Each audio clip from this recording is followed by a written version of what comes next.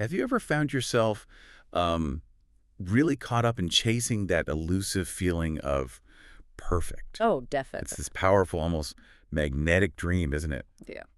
We picture that ideal moment, a flawlessly executed project at work, maybe a perfectly organized home. Or even just a day where everything just clicks. No hitches. Exactly. It's that really deep human yearning for, I guess, a state of absolute completeness, where every question has an answer, every problem a clear solution. And everything unfolds exactly as planned. Yeah, we often tell ourselves, if we just push a little harder, plan a bit better, innovate more, We'll finally get there, to that serene, perfect state. it feels like the ultimate finish line, right? The big reward. Well, today we're taking a deep dive into something truly fascinating and maybe a little unsettling too. Which is... The very nature of perfection itself. Or maybe more accurately, its surprising, unavoidable, and pretty profound incompleteness. Ah, okay. So we're pulling back the curtain. Yeah, we're going to look at why that dream of total closure, total perfection might not just be hard to achieve. It might be fundamentally, intrinsically impossible. Our sources today, and we're drawing specifically from some powerful excerpts from The Incompleteness of Perfection. Why everything fails really challenge us to rethink this whole pursuit, this deeply ingrained drive. It sounds like it's more than just philosophy then. Oh, much more.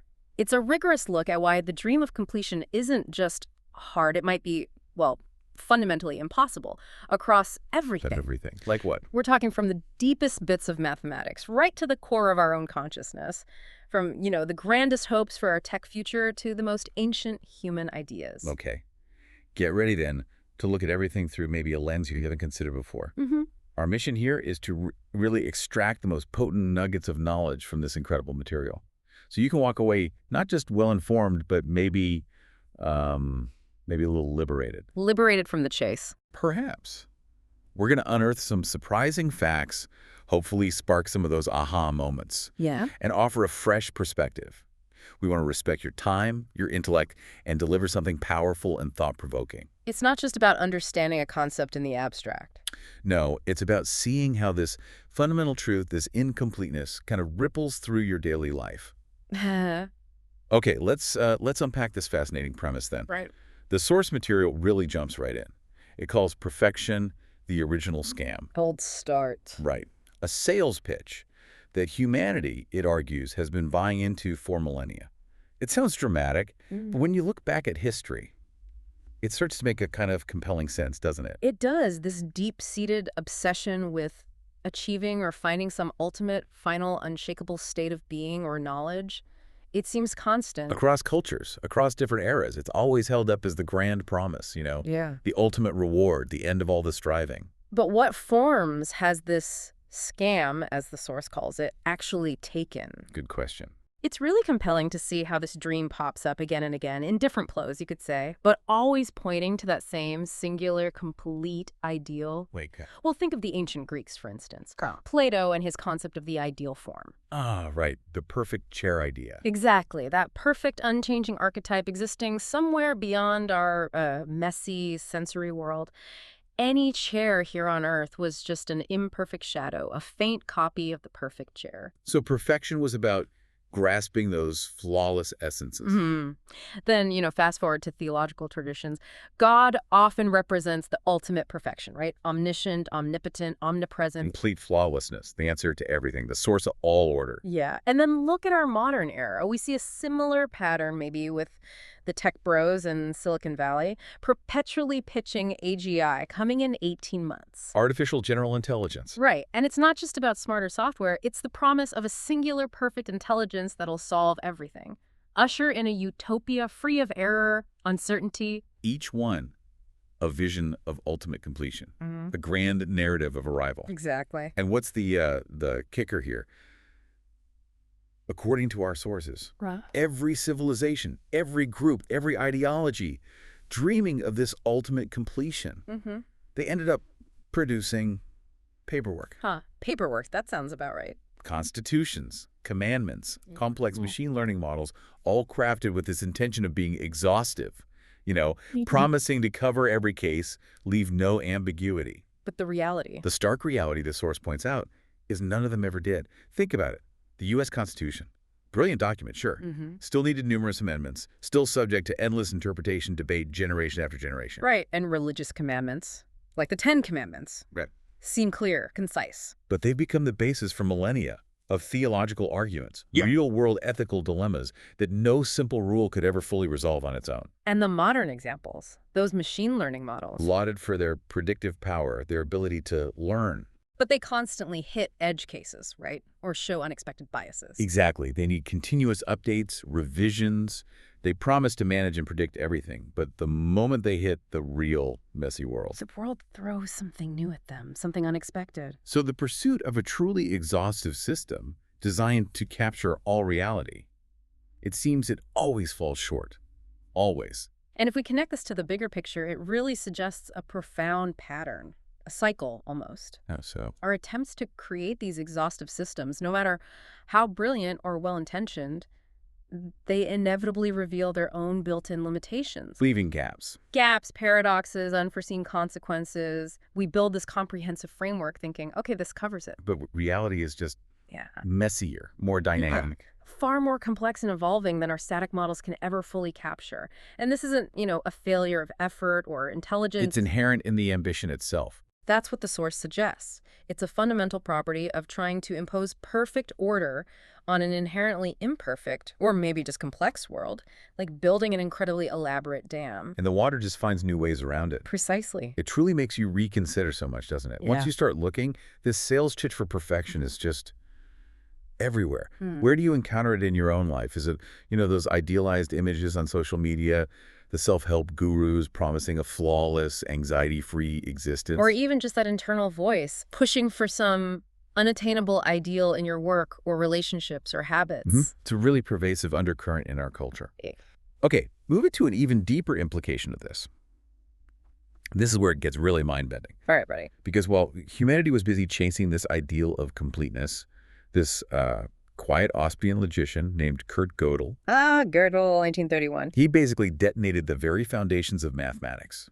Before him, many great mathematicians, people like David Hilbert. They believed they could find it right. A complete, consistent, axiomatic system for all of mathematics. Yeah, the ultimate quest for certainty.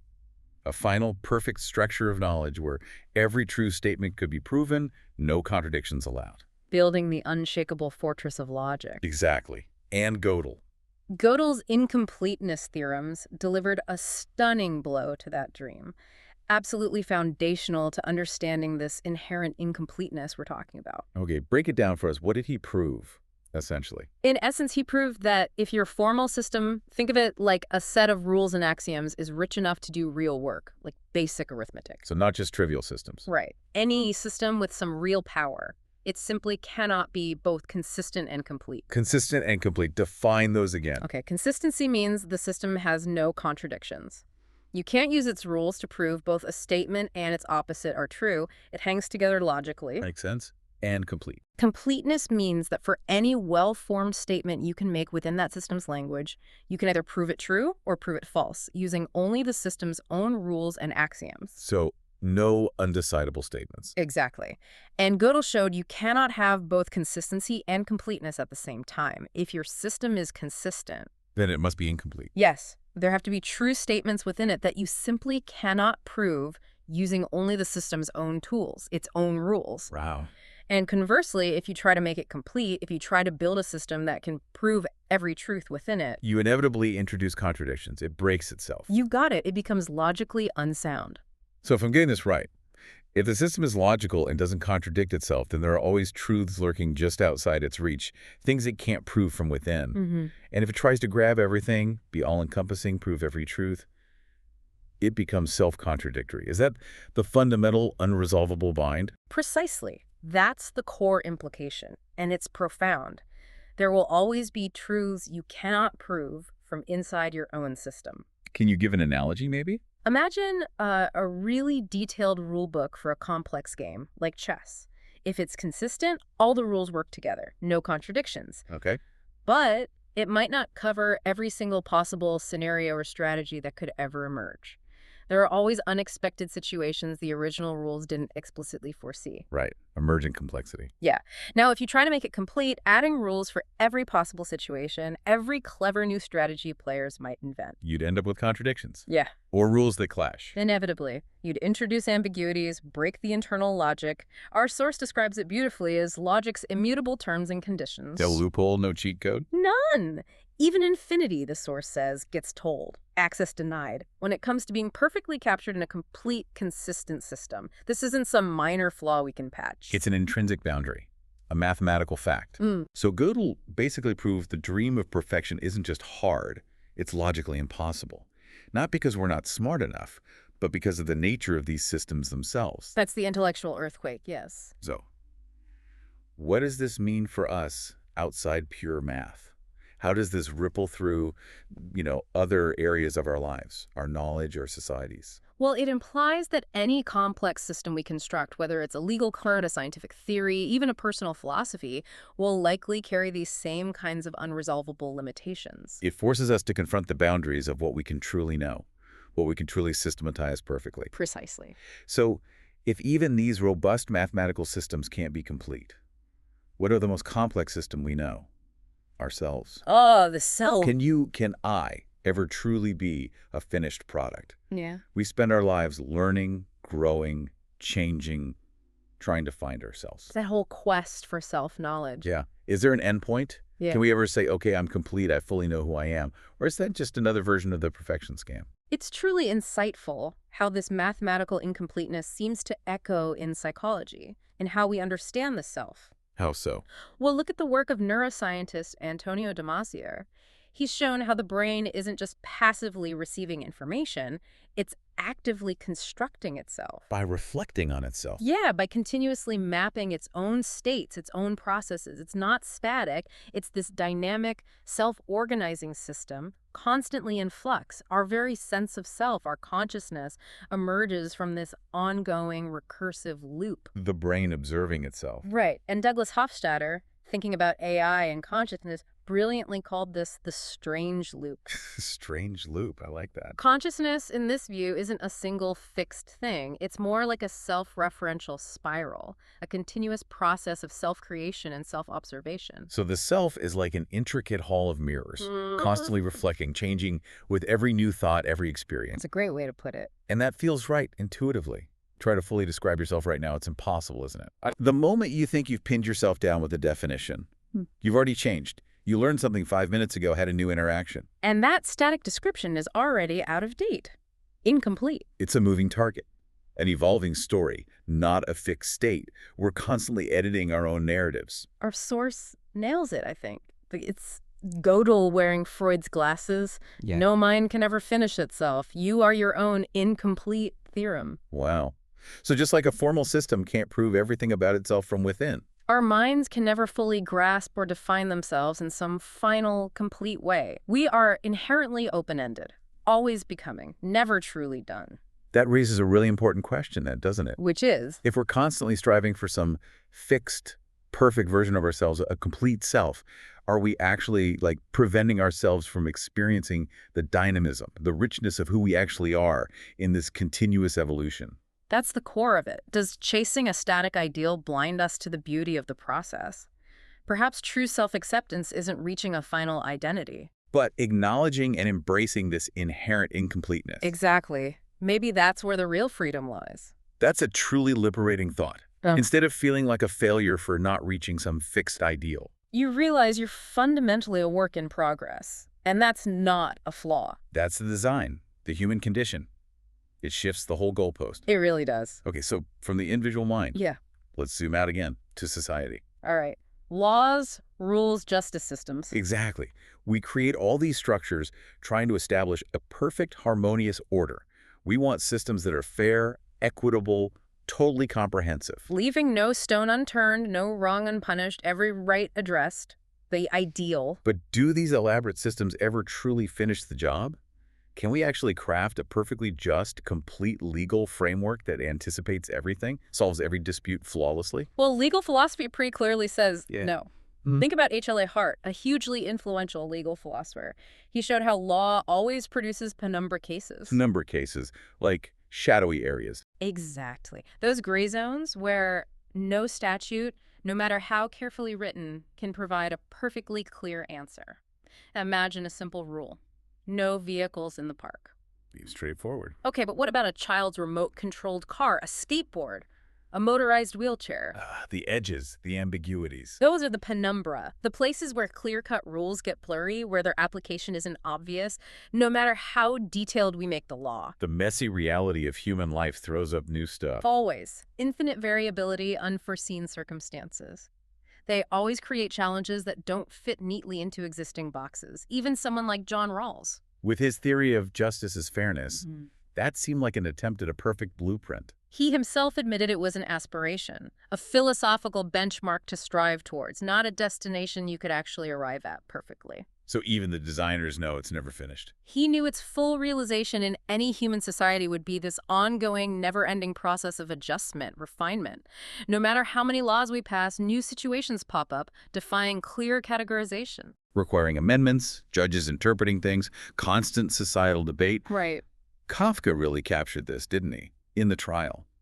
That image of the law as a door that's always open but never for you. That's such a powerful image. That feeling of never quite getting a final answer, justice being just out of reach, endlessly complex, bureaucratic. It perfectly conveys that inherent incompleteness, that sense that even when you engage with the system, you never quite grasp its totality or find ultimate closure. So every new law, every attempt to clarify. It clears some fog in one spot, maybe, but inevitably it creates new shadows, new ambiguities elsewhere. When you define something precisely. You highlight what's outside the definition. Or you create new interactions at the boundaries you just drew. Justice, then, isn't about completion. It's not a finished statue. It's patchwork. Exactly. It's continuous patchwork. Constant mending, adjusting, reweaving the social fabric to deal with new tiers, new strains, new understandings. And patchwork, as you said, is forever. It's a dynamic process of approximation, not a static state of arrival. Which raises that crucial question again. If perfect justice, a perfectly settled legal system, is unattainable, what does that mean for our goals as a society? Does it mean we just give up?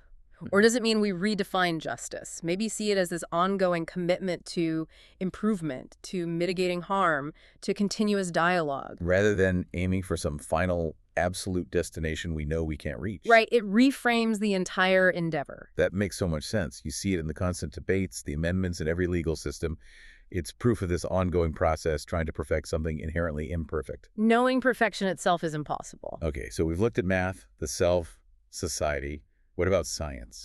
Science, the bedrock of objective truth for many. We often look to science as our best tool for understanding the world, right? For finding definitive answers, building that complete picture of reality, the theory of everything. The ultimate knowledge quest. But even here, our source suggests perfection is an illusion. That quest might be inherently, perpetually limited. What's really fascinating here is how science, despite its incredible power and reputation for objectivity, is actually built on a foundation of incompleteness. How do you mean? Well, think about Karl Popper, the philosopher of science. He reminded us that science never truly proves anything definitively. It only disproves, falsifies. Exactly. We don't verify a hypothesis as absolutely eternally true. We try our best to falsify it. If a theory survives repeated, tough attempts to shoot it down. We consider it provisionally true. The best explanation we have so far. Precisely. Remember the black swan analogy? Before Popper, you might think you proved all swans are white by seeing more and more white ones. But Popper said you just need one black swan to disprove it. Right. Science progresses by eliminating falsehoods, narrowing down what isn't true, not by absolutely proving final truths, which means scientific knowledge is always Provisional. Subject to revision. A moving target. Always. It's an endless process of refinement, not a journey to some final, perfect, unchanging theory. So if I'm following, we're building this amazing structure of knowledge, but we're using inherently imperfect tools, our biased brains. Good point. And even then, our method is more about chipping away at what's not true, rather than definitively proving what is. It sounds less like reaching a final endpoint. And more like an endless journey of refinement and reevaluation. Exactly. And then add another layer, Kahneman and Tversky's work in cognitive psychology. Biases, heuristics. They showed us that the human brain, the very instrument we use for science, doesn't operate on perfect reason. It uses shortcuts, it's prone to biases, confirmation bias, availability heuristic. So our very perception and interpretation of data are flawed. They're filtered through these inherent hardwired limitations. We're built for efficiency, not perfect logical accuracy. And then you have Wittgenstein, The philosopher. with that profound thought, the limits of my language mean the limits of my world. Meaning, our concepts, shaped by language, dictate what we can even think about or understand. Fundamentally, if we don't have the words or concepts, it's effectively outside our framework, limiting our scientific reach. So science is magnificent, absolutely. But perfect. Never. The source points out, every cure makes a new disease. Think antibiotics leading to resistant bacteria. Okay, yeah. Every answer makes 3 new questions. Each discovery opens up whole new fields of unknowns. That's not failure. That is the engine of science. It highlights why knowledge is this infinite journey, always expanding, not converging on one final answer. Precisely. This really changes how you view scientific progress, doesn't it? It's not about getting the answer. It's about continually refining the questions, pushing the boundaries of what we thought we knew. Okay, this deep dive is taking us to some unexpected places, including our very concept of the divine. Bold territory. For many, God embodies ultimate perfection, infinite knowledge, absolute consistency. Can even that concept escape this incompleteness that seems to touch everything else? It's a really provocative thought experiment, pushing logic to its limits. If you conceive of God as both perfect and logical, Meaning all-knowing, complete, and also free of contradictions, consistent. then Gödel's insights kind of whisper, impossible. Our source lays out these logical dilemmas, designed to show the tension within a purely logical view of God. Such as? Well, either God is incomplete, meaning there are truths God doesn't know or can't encompass within a perfectly consistent framework, or God is inconsistent, meaning there are contradictions within the divine nature itself. Like the classic paradox. Yeah. Can God create a stone so heavy God can't lift it? Exactly. If yes, God's not all-powerful. If no, God's not all-powerful in creating. Within a strict logical system, it points to an inherent contradiction or incompleteness. That's a really challenging thought experiment. It highlights the tension between our human need for logical perfection and the idea of an ultimate being. But then the source points to another path, right? A different way of thinking about the divine. It does. Mystics, like Meister Eckhart or the Vedanta sages, they often seem to go off the grid of pure logic.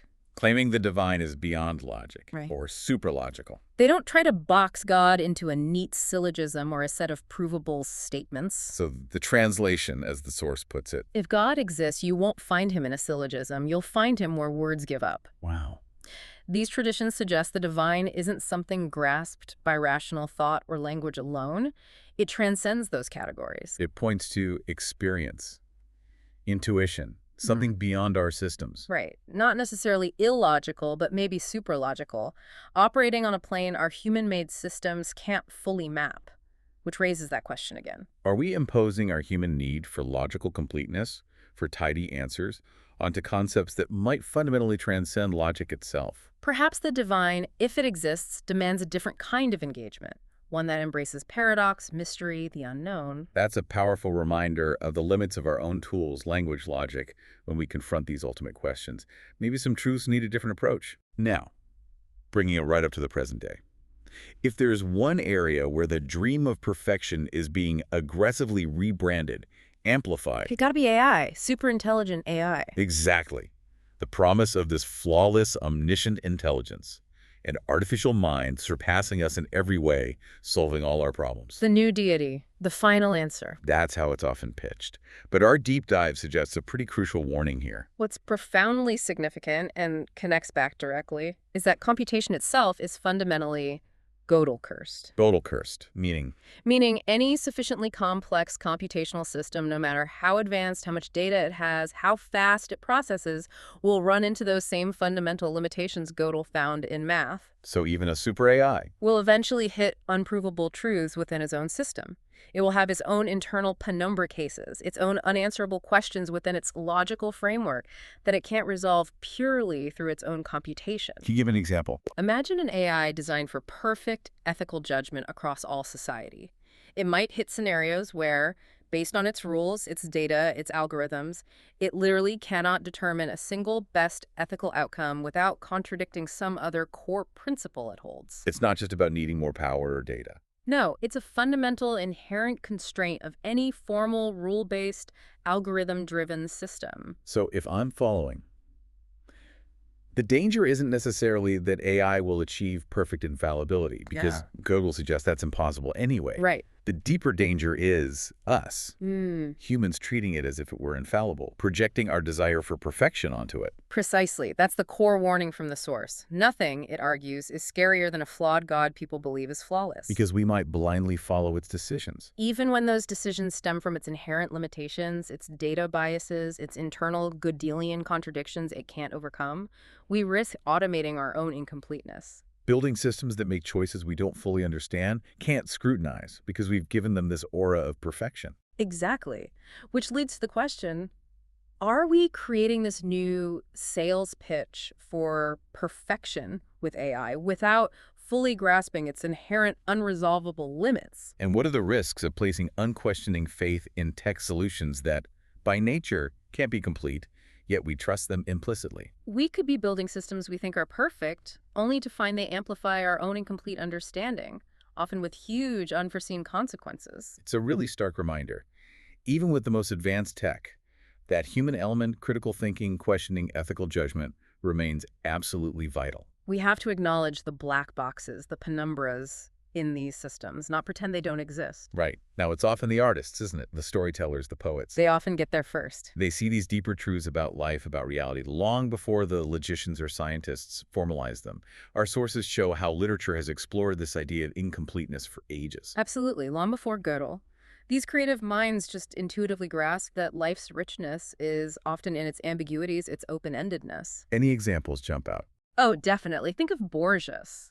Jorge Luis Borges in his Library of Babel. The infinite library. Where every conceivable book exists, every permutation of letters, total completeness.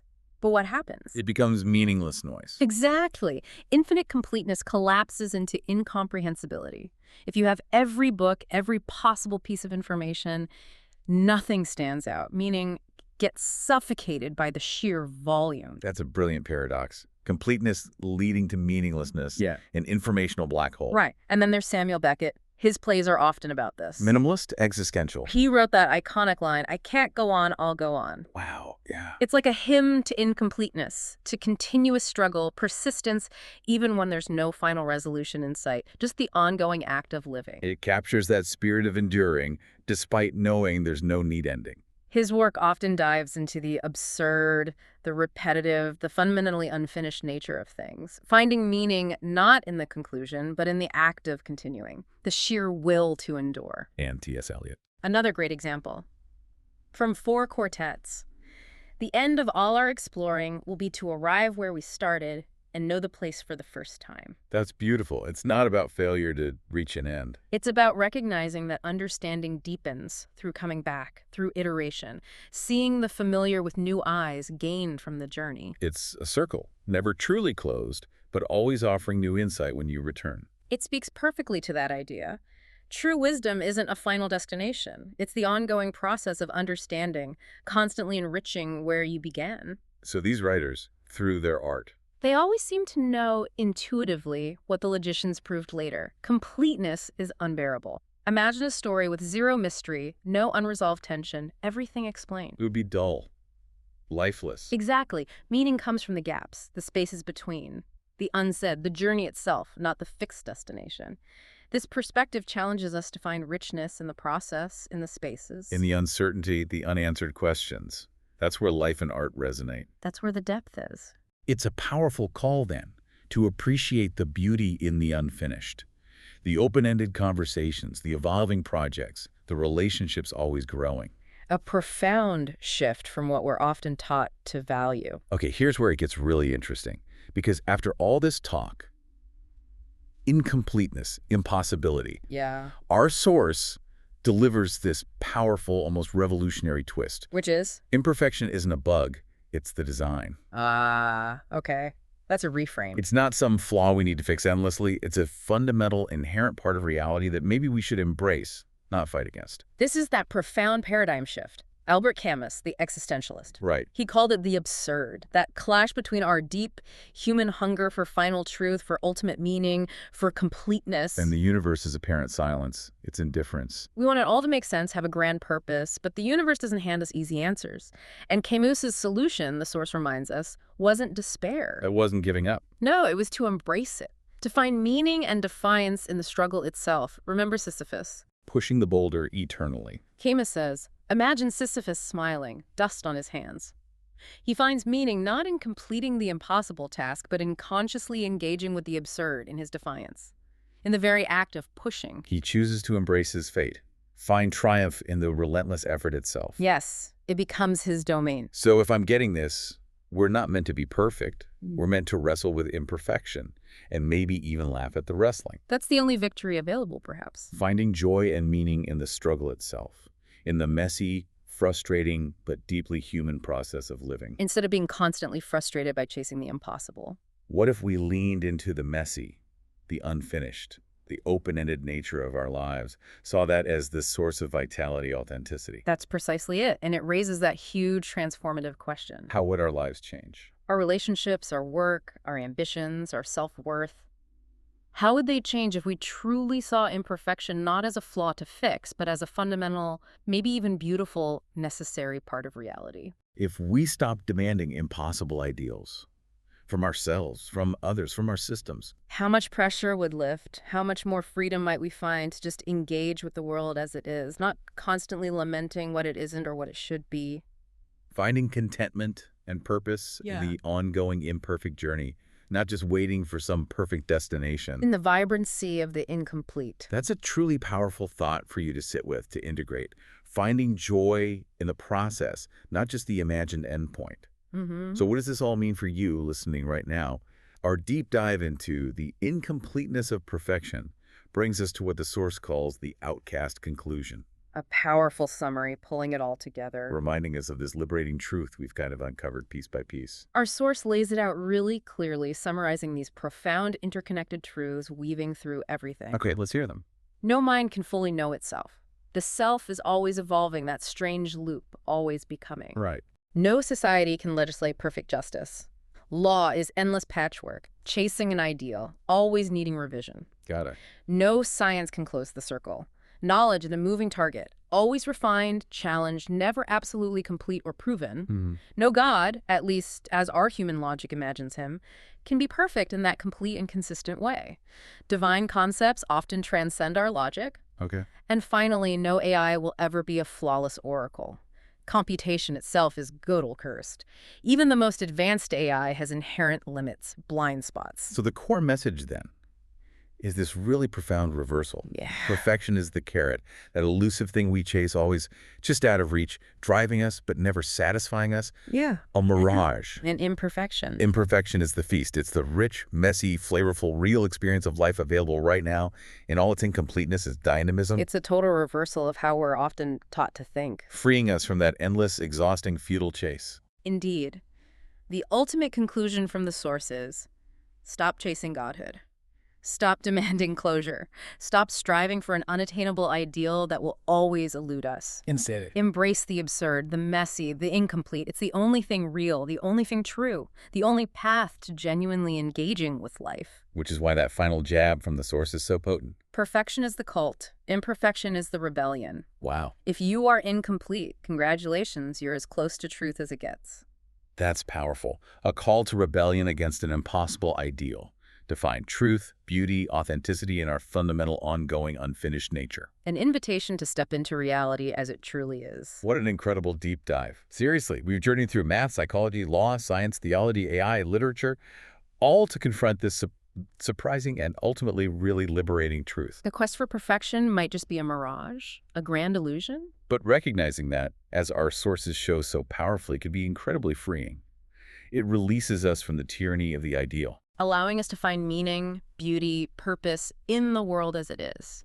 in its vibrant, messy, incomplete reality. Not just as we wish it would be. And if we truly accept that incompleteness is the design, not a bug, it leaves us with a really profound question for all of us. A question to ponder after this. Yeah.